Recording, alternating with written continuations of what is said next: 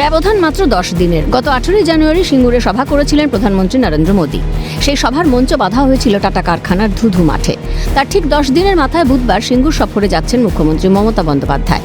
প্রায় 4 বছর পর সিঙ্গুরের মাটিতে পা রাখবেন মুখ্যমন্ত্রী।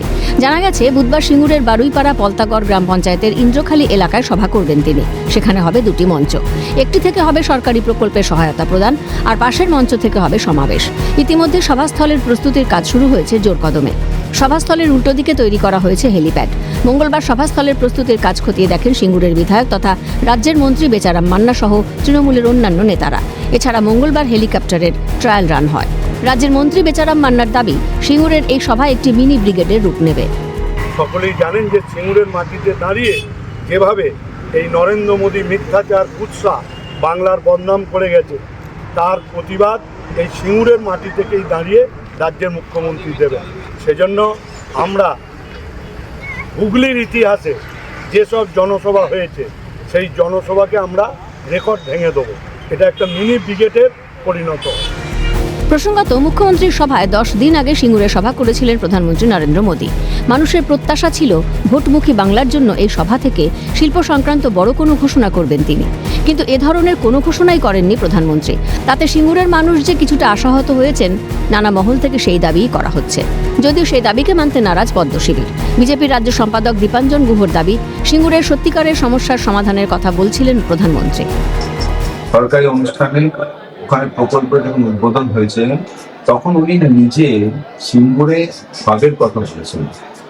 উনি নিজে জনসভায় বলেছেন, যদি আইন শৃঙ্খলা ঠিক হয় তাহলে এখানে শিল্প স্থাপন হবে। উনি সিঙ্গুরকে নিয়ে পলিটিক্স রাজনীতি করতে চাননি।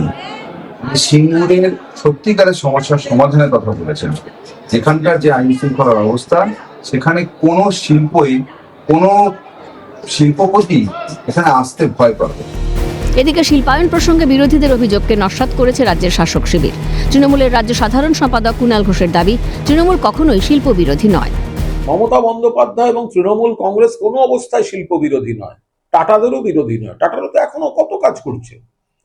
বক্তব্য ছিল নীতিগত, জমি নীতির বিষয়, যে কারখানা করতে গেলে সেটা শিল্পের জন্য আইডেন্টিফাইড জমিতে হবে, নাকি যার যখন পছন্দ 3 ফসলি কৃষি জমি সেটা রাষ্ট্র বলপূর্বক অধিগ্রহণ করে তুলে দেবে প্রাইভেট কর্পোরেট হাউসের কাছে।